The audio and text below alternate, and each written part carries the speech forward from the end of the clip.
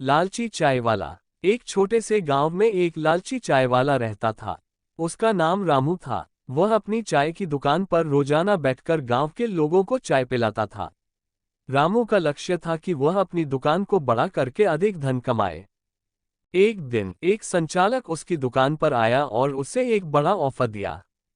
उसने रामू को एक बड़ी नई दुकान खोलने के लिए प्रस्ताव दिया। रामू को लालच हुआ और उसने संचालक की पेशकश स्वीकार कर ली। रामू ने नई दुकान खोल दी, लेकिन उसने अपनी पुरानी दुकान को छोड़ दिया। उसकी नई दुकान बहुत ही शानदार थी और लोगों को अपने बाहरी दिखावे से भी आकर्षित करती थी। लेकिन धीरे धीरे उसकी नई दुकान का चाय का स्वाद लोगों को पसंद नहीं आया। रामू की पुरानी दुकान पर लोगों का विश्वास था। उनकी चाय का स्वाद बहुत ही अच्छा था, लेकिन उनकी लालचिता ने उन्हें उनका पुराना स्थान छोड़ने पर मजबूर किया। कुछ ही दिनों में रामू की नई दुकान बंद हो गई। वह अपनी लालचिता की वजह से अपना सब कुछ खो बैठा। अब उसने अपनी गलती का एहसास किया, लेकिन फिर भी वह वापस अपनी पुरानी दुकान पर नहीं जा सका। रामू ने अपनी गलती को समझा और अपनी पुरानी दुकान पर फिर से काम शुरू किया। लोग उसकी चाय की सराहना करने लगे और उसकी दुकान फिर से चालू हो गई। रामू ने अपनी लालचिता को कंट्रोल करके सच्चाई और ईमानदारी के साथ काम किया। उसने समय पर बुराई को पहचाना और सही रास्ते पर चलने का फैसला किया। धीरे धीरे रामू की दुकान का नामांकन बढ़ा और वह अधिक उत्साहित हो गया। उसने अपने गलतियों से सीखा और आगे बढ़ने के लिए प्रतिबद्ध हो गया। आज रामू की दुकान गांव की सबसे प्रसिद्ध चाय की दुकानों में से एक है। लोग उसकी चाय का स्वाद नहीं भूलते और उसे आदर्श चाय वाला के रूप में जानते हैं। रामू की दुकान की पहचान बढ़ती रही और उसका व्यापार भी बढ़ता गया। वह अपने गांव में समाज के लिए भी एक सकारात्मक योगदान देने लगा। रामू ने अपनी कमाई का एक हिस्सा समाज के गरीब और आवश्यक लोगों के लिए दान करने में खर्च किया। वह आश्रमों और स्कूलों में निःशुल्क चाय वितरित करता था। उसका यह उद्देश्य समाज के विकास और उत्थान को बढ़ावा देना था। रामू का ये कार्य उसे गांव के लोगों के दिलों में और अधिक सम्मान और प्रेम प्राप्त कराता गया। एक दिन रात के समय रामू की पुरानी दुकान में चोरी हो गई। उसकी जमीनी स्थिति बिगड़ गई और वह बहुत चिंतित हो गया। चोरी का संदेश गांव में तेजी से फैल गया और लोगों में उसकी दुकान की सुरक्षा को लेकर चिंता बढ़ गई। रामू ने पुलिस को सूचित किया और जांच के लिए अपनी दुकान में चोरी की शिकायत दर्ज कराई। उसने भी अपनी सुरक्षा को मजबूत करने के लिए नए उपाय अपनाए।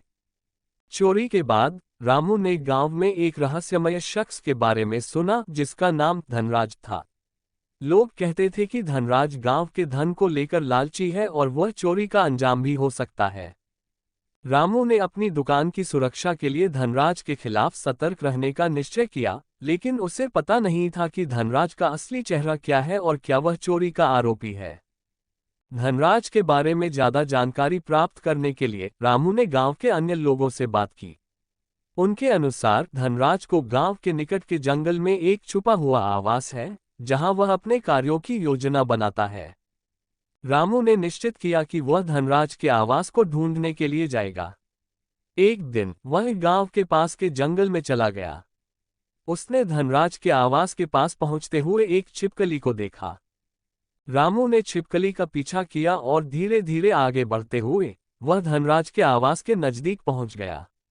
वह देखा कि धनराज अपनी आवास में बैठकर कुछ कार्यों की योजना बना रहा था। रामू ने धनराज को बचा नहीं सका, लेकिन उसने उसकी योजना को बचा लिया। अब रामू के पास एक महत्वपूर्ण सवाल था, क्या वह धनराज को पुलिस के हवाले करे या स्वयं उसके साथ मिलकर उसे सुलझा सके। रामू ने अपने मन में सोचा और तय किया कि धनराज को पुलिस के हवाले करने की बजाय उसके साथ मिलकर उसे समझाए। वह धनराज के पास गया और उससे बातचीत की। उन्होंने धनराज को समझाया कि चोरी उसके लिए सही रास्ता नहीं है और उसने अपने कार्य में बदलाव करने की सलाह दी। धनराज ने रामू की बातों को सुना और उसकी सलाह को माना। वह अपने गलत कार्यों से मुक्त होकर एक नया जीवन आरंभ करने का निर्णय लिया। रामू की सच्चाई और उसकी मेहनत ने उसे गांव के हीरो के रूप में स्थापित किया।